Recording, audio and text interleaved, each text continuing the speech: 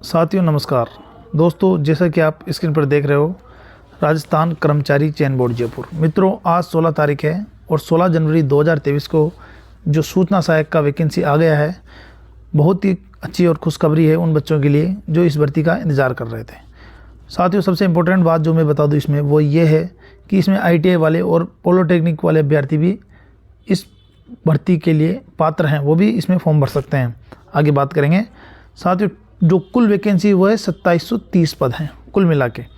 ठीक है साथियों, मुख्य बात करते हैं इसमें जो आपसे रिलेटेड है। इसका परीक्षा शुल्क देख लो साथियों। परीक्षा शुल्क सिर्फ जनरल और जो क्रीमी लेयर श्रेणी के उनका 450 रुपये रहेगा।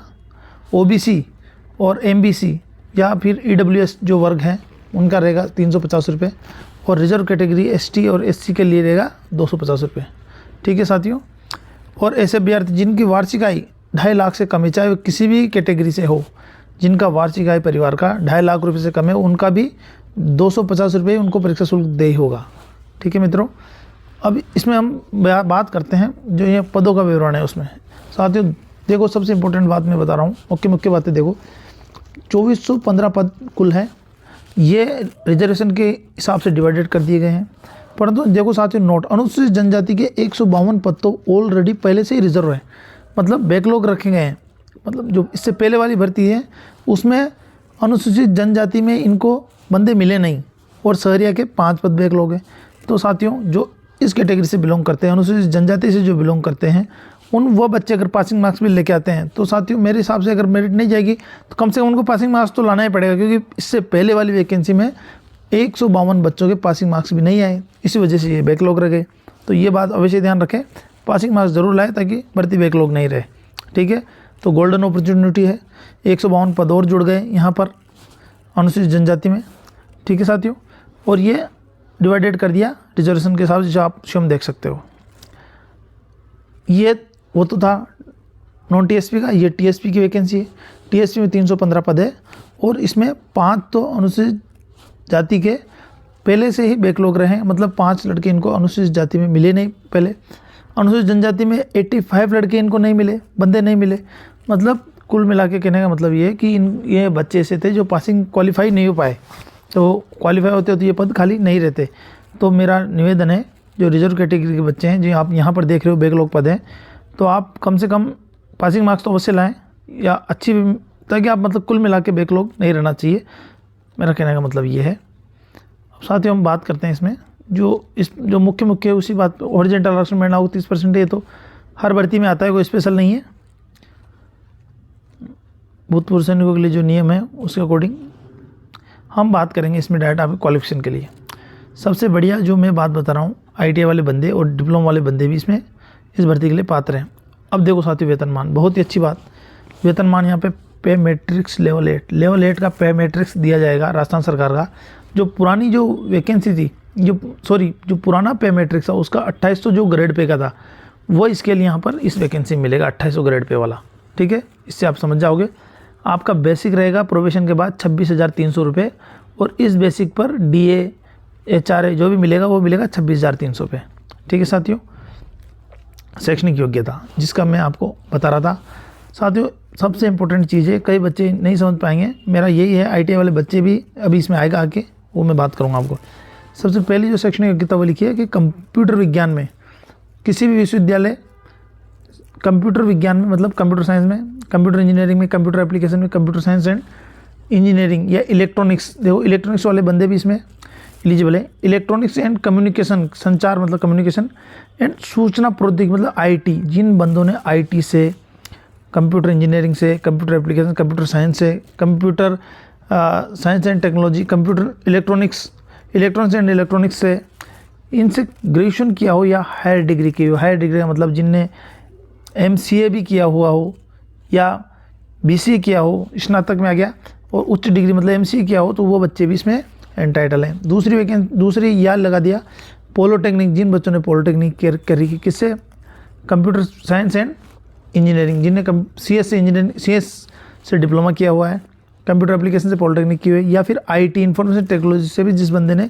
3 साल का डिप्लोमा किया हुआ है, वो बच्चे भी ये फॉर्म भर सकते हैं। दूसरा साथियों, विधि द्वारा स्थापित किसी विश्वविद्यालय स्नातक, यहाँ पर अगर किसी ने ग्रेजुएशन किया हुआ है अर्थात BCA किया हुआ है तो वो भी इसमें एलिजिबल है, या फिर कंप्यूटर साइंस, कंप्यूटर एप्लीकेशन, सूचना प्रौद्योगिकी से डिप्लोमा जिन्होंने पॉलिटेक्निक किया हुआ है या उस ग्रेजुएशन के बाद कुछ ऐसा डिप्लोमा किया हुआ है, PGDCA हो गया या O लेवल हो गया कंप्यूटर से संबंधित, या सूचना प्रौद्योगिकी में जिन्होंने डिप्लोमा किया ग्रेजुएशन के बाद, ठीक है, तो वो भी इसमें एंटाइटल हैं। और उसके बाद हम नीचे आते हैं साथियों, क्या लिखा है, भारत के विधि द्वारा स्थापित विश्वविद्यालय से स्नातक साथ में ग्रेजुएशन होना चाहिए। उसके बाद इलेक्ट्रॉनिक्स विभाग से जो यहाँ पे लिखा हुआ है O लेवल या उससे हायर लेवल का आपके पास अगर कंप्यूटर का सर्टिफिकेट है तो वो भी बच्चे इसमें अप्लाई कर सकते हैं ग्रेजुएशन के बाद। और लास्ट है जो सबसे इंपॉर्टेंट है, जिसकी मैं आपको स्टार्टिंग में बताया था कि भारत में विधि द्वारा स्थापित किसी विश्वविद्यालय से स्नातक, आप BA होना चाहिए, BSc होना चाहिए, BCom कुछ भी हो, स्नातक होना चाहिए के साथ में, मतलब ग्रेजुएशन के बाद आपके पास व्यवसायिक मतलब ITI प्रशिक्षण स्कीम में ये NCVT या SCVT राज्य परिषद या राष्ट्रीय परिषद दोनों में से कोई भी अधीन आयोजित कंप्यूटर ऑपरेटिंग एंड प्रोग्रामिंग से, मतलब कोपा में आप ITI हो तो भी ये आप इस वैकेंसी के लिए एंटाइटल हो, या फिर data preparation and computer software इसमें भी आपने ITI कर रखी है या फिर कोपा में कर रखी है, प्रमाण पत्र मतलब सर्टिफिकेट, अगर आपने ग्रेजुएशन के बाद आपके पास ITI का सर्टिफिकेट है या फिर आपके पास कोई ऐसा सर्टिफिकेट है जो कोपा और data preparation and computer software का सर्टिफिकेट है तो आप इस भर्ती के लिए एंटाइटल हो। तो ऐसे अभ्यर्थी जो ITI होल्डर हैं कोपा से या data preparation and computer software से, तो वो बच्चे भी इसमें अप्लाई कर सकते हैं, बशर्ते उनके पास ग्रेजुएशन की डिग्री होना चाहिए, या लिखा है स्पष्ट। साथियों इसके बाद क्या होगा, आपको टाइपिंग भी आना चाहिए, हिंदी और इंग्लिश टाइपिंग जो 20 शब्द प्रति मिनट की स्पीड से होना चाहिए। तो जिन बच्चों को ये नहीं आती वो घबराएं नहीं, अगर आप रिटर्न क्वालिफाई हो जाते हो तो ये कोई बड़ी बात नहीं है, बहुत ईजी है, आसानी से 20 शब्द प्रति मिनट आप कर लोगे मित्रों, ठीक है। इंपॉर्टेंट चीज़ और ये है इसमें कि अगर आपके पास क्वालिफिकेशन नहीं है तो भी आप मुख्य परीक्षा या साक्षात्कार जो भी इसमें पहले है, या फिर साथ ही इसमें सबसे बाद में होगी टंकण जो टाइपिंग टेस्ट होगा, तो उससे पहले आपके पास सर्टिफिकेट ये सर्टिफिकेट हो जाना चाहिए, रिजल्ट आ जाना चाहिए आपके ग्रेजुएशन का या फिर ITI का, या जो भी इसमें क्वालिफिकेशन मांगा है उस क्वालिफिकेशन का आपको रिजल्ट फेज सेकंड मतलब जो टाइपिंग टेस्ट है उससे पहले, उसकी डेट से पहले आपके पास ये योग्यता होनी चाहिए।